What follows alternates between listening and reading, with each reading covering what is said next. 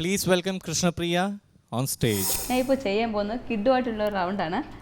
ഞാൻ ചെയ്യാൻ ഉദ്ദേശിക്കുന്നത് ഒരു ബട്ടർഫ്ലൈൻ്റെ ഒരു തീം വെച്ചൊരു ഡാൻസാണ്.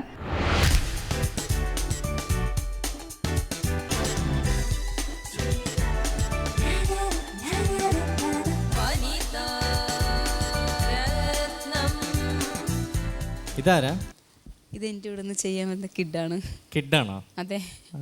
രണ്ടുപേരും ഇപ്പൊ കിഡ് പോലെ ഉണ്ട് കേട്ടോ. വലിയ വ്യത്യാസം ഒന്നും എനിക്ക് ഫീൽ ചെയ്യുന്നില്ല രണ്ട് കിഡിനെ കണ്ടിട്ട്. അത് കുറച്ച് എനിക്ക് ഹൈറ്റ് കുറഞ്ഞിട്ട് അതുകൊണ്ടാണോ? അതുകൊണ്ടാണ്. ഈ കിഡ് ഇപ്പൊ എന്ത് ചെയ്യുന്നു? ഈ കിഡ് പഠിക്കുവാണ്. ആണോ? കിഡിന്റെ പേര് മേഘ മോഹൻ. മേഘ മോഹൻ, വെരി ഗുഡ്. റിലേഷൻ വല്ലാണോ അതോ? അല്ല, ചേട്ടൻ്റെ ഫ്രണ്ട് പഠിപ്പിക്കുന്ന കുട്ടി. ഓ വെരി ഗുഡ്. ഡാൻസ് അല്ലേ? ആ, ഡാൻസ് ആണ് ചെയ്യുന്നത്. അപ്പൊ ഡു വെൽ. കഴിഞ്ഞ പ്രാവശ്യത്തെ കളറി സംഭവങ്ങളൊക്കെ ഫീഡ്ബാക്ക് കിട്ടിയോ? ആൾക്കാർ വിളിച്ചോ? എങ്ങനെ ഉണ്ടായിരുന്നു? കുഴപ്പമില്ലാന്ന് പറഞ്ഞു. നല്ല ഒപ്പീനിയൻ ആണോ കിട്ടിയത്? അപ്പൊ ഞാൻ നല്ലതായിട്ട് ചെയ്യാം. മേഘ, പെർഫോമൻസ് കഴിഞ്ഞിട്ട് കാണാം കേട്ടോ. നന്നായിട്ട് ചെയ്യൂ കേട്ടോ. Okay, all the best.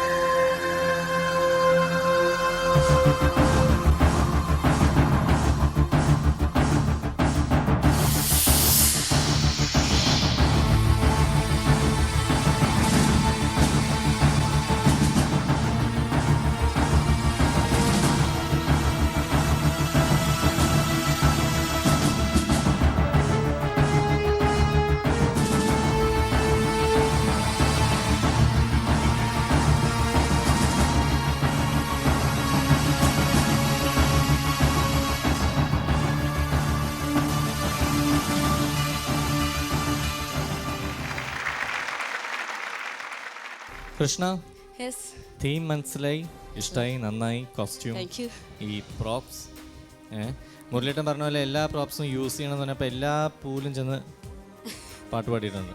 മേഘ, ഒരു ക്ഷീണമില്ലല്ലോ, എന്തൊരു എനർജി. കുറച്ചൊക്കെ ഇവിടെ ചേച്ചിമാർക്ക് കൊടുക്കണേ. ഇവിടെ എല്ലാവർക്കും എനർജി കുറവാന്ന് തന്നെ പരാതിയാണ്. അപ്പോൾ കുറച്ച് പേർക്കും കൂടെ കൊടുത്തിട്ട് പോകണം. നിങ്ങളുടെ പെർഫോമൻസിനെ കുറിച്ചുള്ള ശരിയായ ഡീറ്റെയിൽ ബൈ ഡീറ്റെയിൽ ചോദിച്ചറിയാം. നന്നായിരുന്നു, കളർഫുൾ ആയിരുന്നു. മേഘ വെരി വെൽ ഡൺ. നല്ല കോൺസെപ്റ്റ് ആയിരുന്നു.